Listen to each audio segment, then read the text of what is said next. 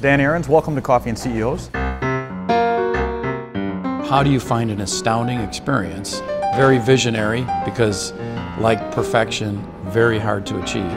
But if people are driven because they're passionate, we're going to find that.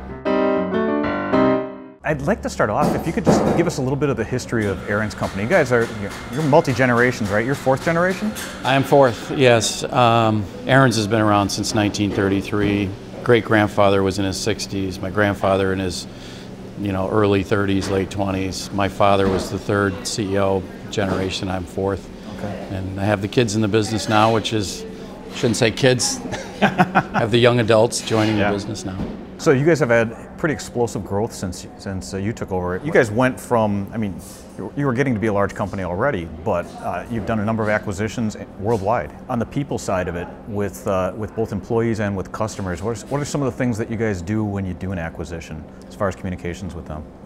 I think we do a pretty good job there, and I get, I'm in front of people a lot, and I start with who Ariens is, and I can't start that without talking about our core values. Yeah. And I'm very insistent about, my expectation is that you'll be part of this culture, and to be part of this culture at Ariens, these core values are how we live together. Mm-hmm. And I start by saying, you're going to expect this from me, and you're going to get these core values and this, sort of experience working with me, and I expect the same from you. And they're pretty simple. So it's be honest, be fair, keep our commitments, respect the individual, and encourage intellectual curiosity. Mm-hmm. And your brand is very important to you personally. Yeah. I always try to talk to CEOs about being the leader of your brand, and you really are. I mean, you really embrace it. Again, your name's on it. Yeah.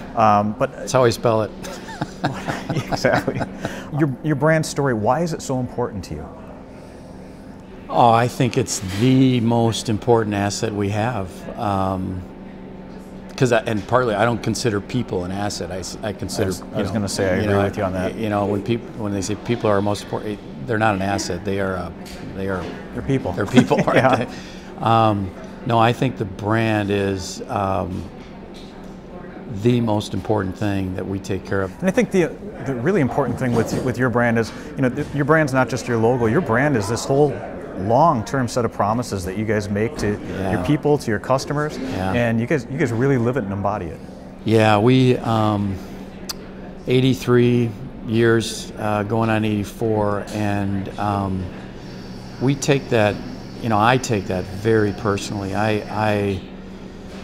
It's my very firm #1 objective to move to 5 generations, remain a private company, stay in a small community, do all those things. And that's why, pouring time and energy and resources into our high school to make it one of the best in the state and the country. I think we've got, if young people want to look at a really dynamic high school, come to Brillion, Wisconsin. I mean, we're building a STEM program from K through 8. Yeah, you guys got a national award for that. We did. We were recognized by the Department of Education.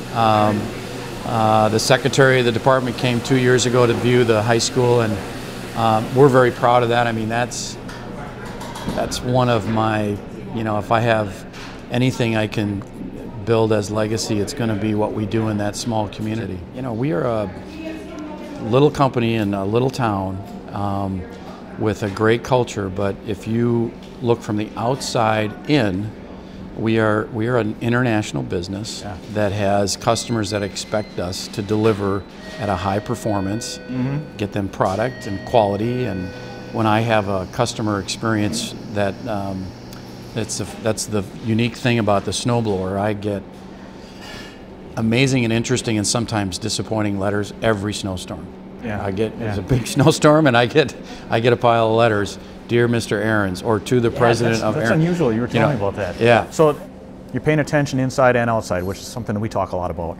How did that come about? And what's the balance on that between your employees' experience and your customer experience? And you seem to find both of them very valuable. So when I came back in 1998, brought the core values and changed over the management team, I sat the new team down, or the team that was existing at the time, and said, look, it's really important to set the culture now. And one of the things we don't have is a clarity on our vision of where we're going. Okay. And we have these core values. This is who we are, but it's not where we're going. And we spent like a day trying to come up with a vision statement, and at the end of the day, it turned into passionate people, astounded customers. And we articulate the whole sentence there saying, look, we're not going to be who we want to be if we don't have great people that love being here. Yep. And that's the passion. And whether you're making a lawnmower and a snowblower, or you're part of the process to design and develop that lawnmower and snowblower, or you're taking care of the customers, we want those customers to feel a different experience. Yeah. And that experience should be astounded. So how do you find an astounding experience? Very visionary, because like perfection, very hard to achieve. But if people are driven because they're passionate, we're going to find that.